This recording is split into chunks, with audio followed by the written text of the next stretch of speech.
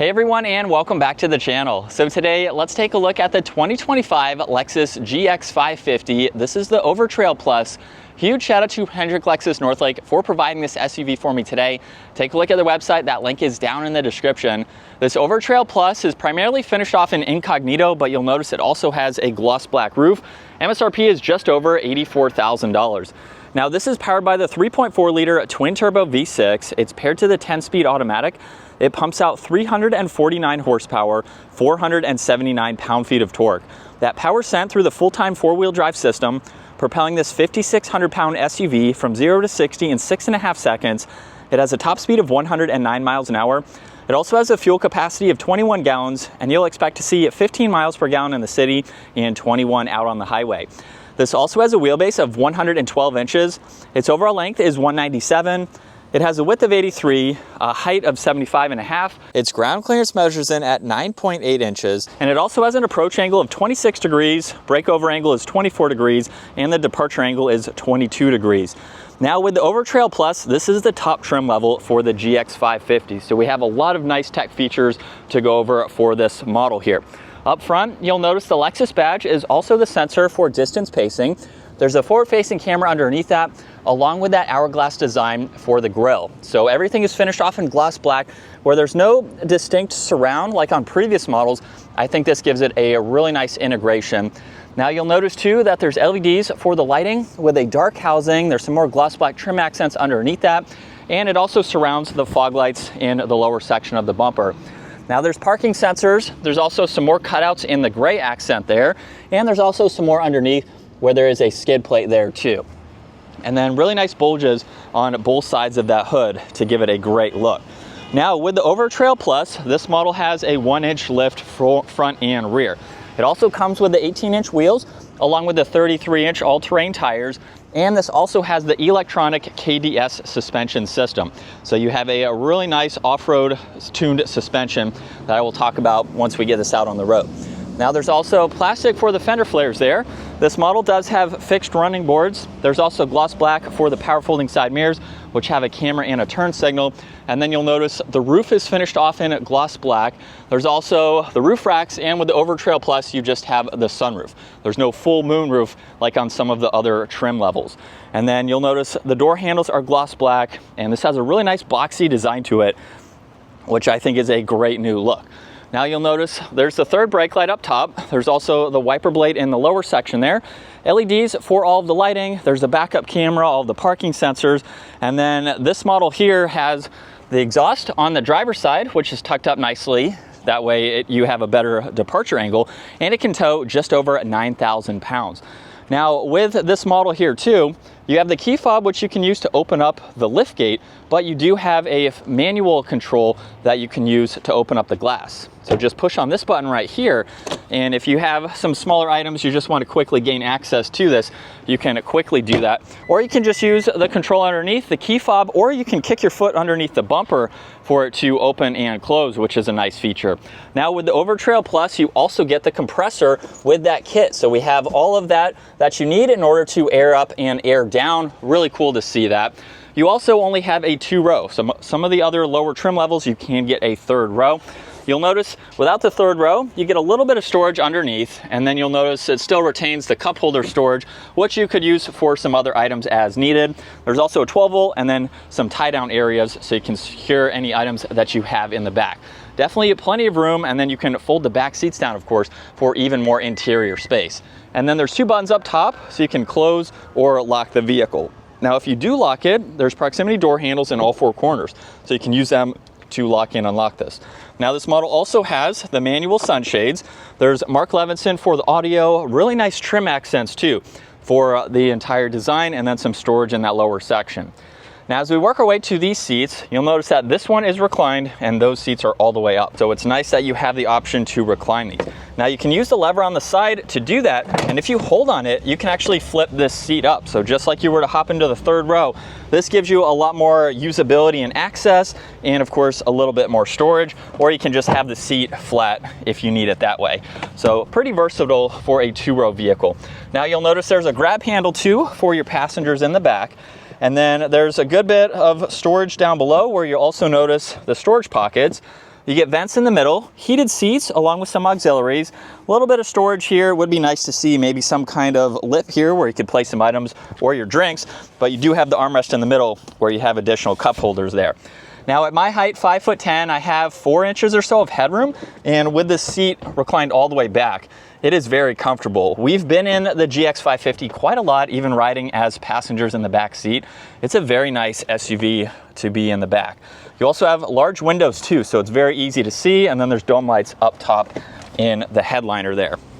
Now as we work our way up front, this has all the window controls, side mirror adjustments. You'll notice more of the wood trim accents and a lot of storage down below. And then this particular model has more of the green accents for these front seats, which give it a great look.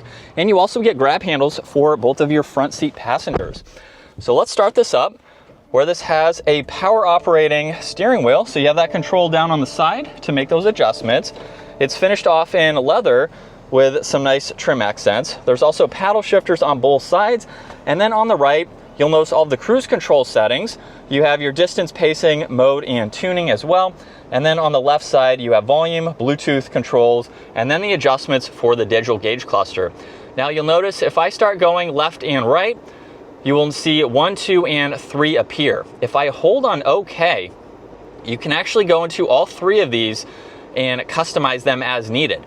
So you can have the information that you would like to see on the left side, right side, and center, and have these preset and ready to go. Now I own a 25 Toyota Tacoma, and I have this gauge cluster set up for towing, daily driving, and some other vitals for temperatures and things like that. So it's really nice to be able to have those presets ready to go. Now on the left side, there's odometer and dimmer switch gauges, all of the memory seating controls. You have the power liftgate, so you can open and close that. There's the power outlet in the bed, and there's also 4 auxiliary switches. So if you have additional lighting, other compressors, whatever you have to hook up to this, you have factory locations to put that. Now this last control here is for the parking support brake. If you are towing with this vehicle, I found this out when we had one for a week, you do have to push on this control to shut that off in order for it to recognize that you have a trailer. It would be nice if it did that automatically, but you do have that for the reasons to turn it on and off. Now this also has a head-up display, and then you'll notice a very large infotainment system where it can go through quite a lot. So you have all these shortcuts on the left side, so you can quickly get into all this information. You have massaging seats as well for your driver and passenger, so you can go through all of these as needed. You can get into your driving assistance and go through all of the standard safety features within this vehicle, which is very nice. There's also trip information that you can monitor. You have off-roading information too, so you can look at all of that. Tire pressure, vehicle alerts, and then general settings that you can get into and configure.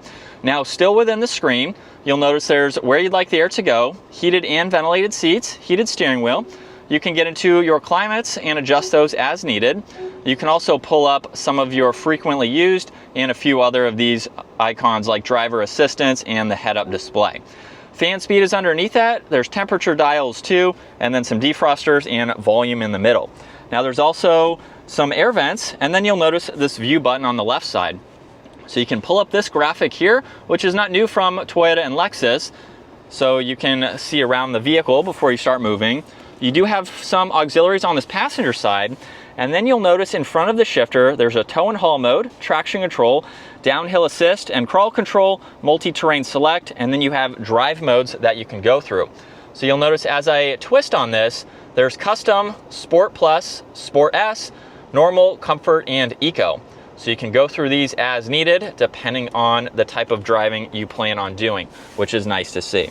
Now if we put this into reverse, you have the backup camera, of course, with the top-down view, and then if I put it into drive and push on that view button I mentioned earlier, you can pull up the forward-facing camera along with the top-down view. Now you can also shift using the shifter. You have the e-brake auto hold, there's a rear locker along with a center locker, and then you can go from 4 high to 4 low. Wireless charging is just behind that, and this also gets the cooled box. So you have the fridge and the armrest there, which is nice. You have the locking glove box, a little bit of storage up top. You could place a phone or something small like that. There's garage door buttons up top, and then you have the dome lights along with controls for the sunroof. Sunshade is manually adjusting. And then here's a look at visibility. It has a boxy design to it, but you have a lot of glass, so it's easy to see over both shoulders. As we set up behind the wheel now for the 25 GX550, if you are new to our channel, we have quite a lot of seat time behind the wheel of this SUV. We've even been to some events where we were able to take these off the pavement and really see their off-roading potential. If the time comes to get rid of my 25 Tacoma where I need some more functional back seat space, honestly, I think this would be a great replacement for that, because I can still have a utility type of vehicle that can handle the terrain with all of the modes that it has to offer. Now, one thing that I want to come back to is that EKDS suspension system, where this does also have a sway bar disconnect up front. It's not a traditional one in the sense that you have a control like in my Tacoma where I can push on it for that sway bar disconnect. When you put it into FOURR low, I believe that's when you have the availability of it for it to automatically do it. And with the off-roading that we have done with this truck, it's phenomenal. You have a lot of articulation for this type of SUV, and it can handle some terrain very nicely. Now, it's not going to necessarily do some hardcore off-roading, but I have seen these modded as well, lifted on 35s even, with bumpers front and rear, high clearance rear bumpers.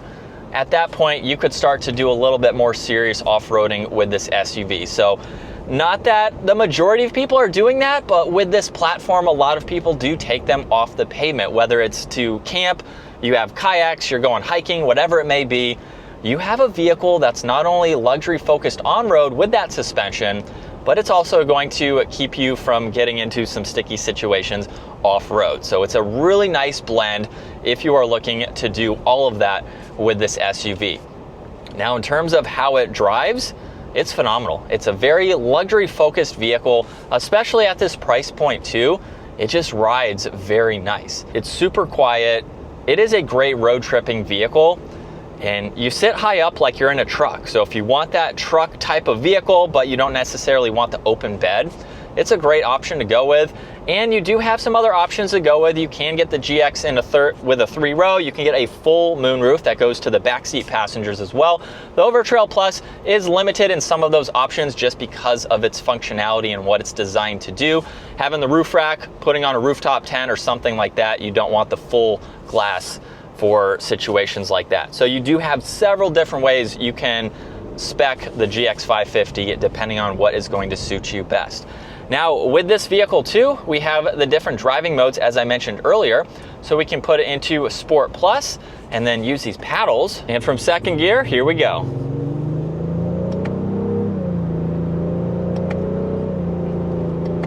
And it definitely has plenty of power. This is a very powerful engine that was first introduced in the Tundra.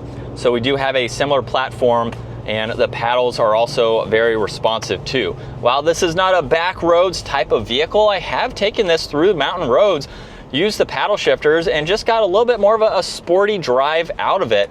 While that's not its main purpose, you could use the paddles here for towing or for off-roading to hold a gear as well. So again, very practical for this vehicle. So this is what it's like to be behind the wheel for the GX550, where we have a very steep rake for the windshield, so you can see almost the entire hood all the way to the base there. It makes for some thin pillars where you can see easily over both sides there. This is a vehicle that you can easily place in parking lots if you're going through some trails. It's a large vehicle, but it's kind of narrow at the same time, so it's easy to drive, it's easy to keep in the lines here, but you have that high up seating position as well, which is a good blend.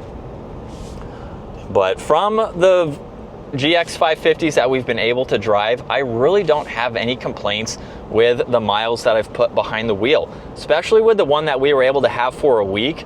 It was so great for all of the adventures that we did. We did happen to take it off the pavement, just on some gravel though, but there were some spots where it was nice to have a little bit of extra ground clearance and of course have the all-wheel drive system and everything needed for those situations, but especially when we were able to really take this through some dirt, through some mud, even some water holes.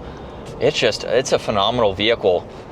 For the most part though, it will be on pavement and it just provides you with a really nice ride. And in terms of its maneuverability here, we have a pretty tight steering, but again, it's a big vehicle and we can just barely make that. But we do have the camera system, which I have on automatic, so that was nice to be able to see anything that was in front. And it handles well too for its weight. For some of the twisty roads I've been able to drive this through, it handles well. Again, it's not something to take corners quick, but it's a nice vehicle that is just gives you those refinements. You have a luxury focused off-roader basically in this SUV.